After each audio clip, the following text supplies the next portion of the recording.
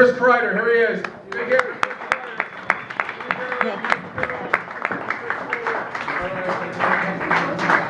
What's happening, everybody? I was really worried I'd be the only one wearing plaid tonight.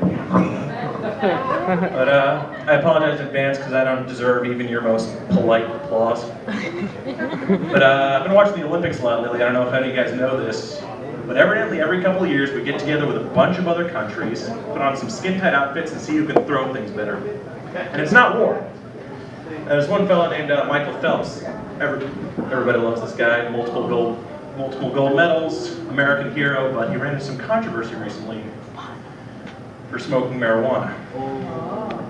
And you know, that I see that and it breaks my heart, because you watch this young man going down that dark alley and you just think he's won that many gold medals smoking weed.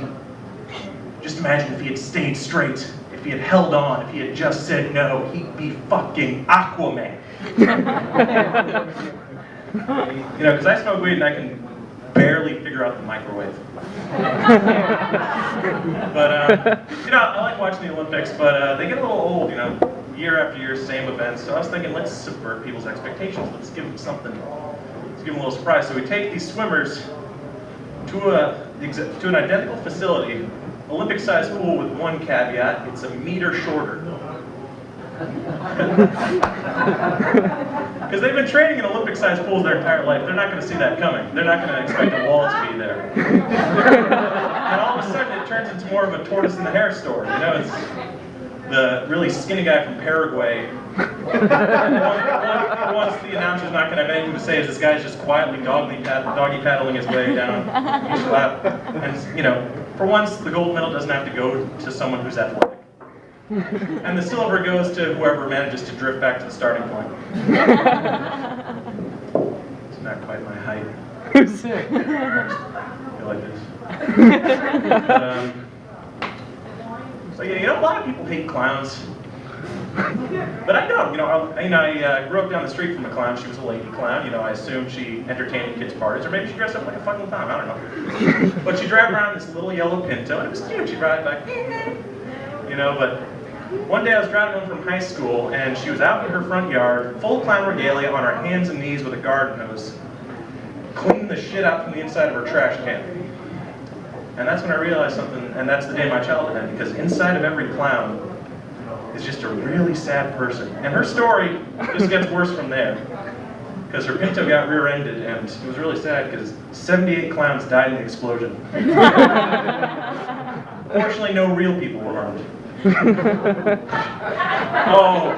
Oh, the clowns. No, come on, man. The clowns are sacred.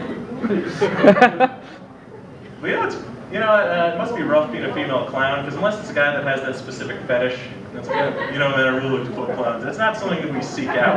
You know, not at the bar the next day saying, oh, hey, man, fucked a gymnast yesterday. Oh, made it with a belly dancer.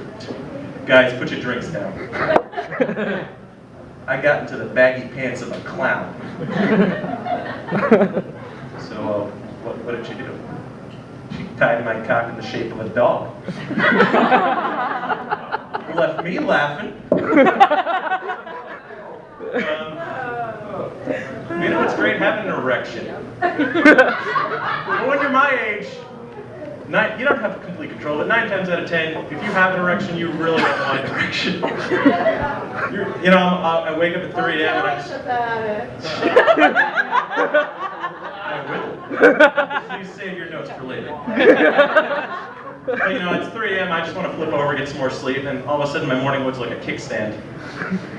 And meanwhile, you have people paying thousands of dollars out the nose for Viagra and Cialis, because the one thing you can't outsource is an erection. That's why the trophy wives go off with the pool boy. But I think I can safely say that most of my high school experience was ruined by the surprise erection. School dances, team sports, fire drills. But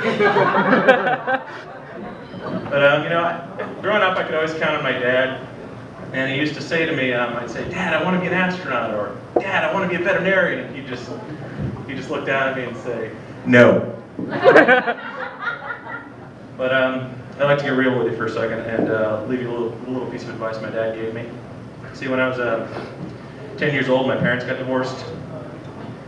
And I was just devastated. I didn't know what to do. The roof's falling on me. I'm 10 years old. My parents aren't living in the same house anymore. I don't know how to deal with this. So I asked my dad, Dad, why'd you and Mom break up? Huh? Why'd you guys do this? And it was a rainy morning in July. And he was making my cereal, so he just sighs, he puts down the milk. He walks over to the pantry and he pulls out an apple and an orange.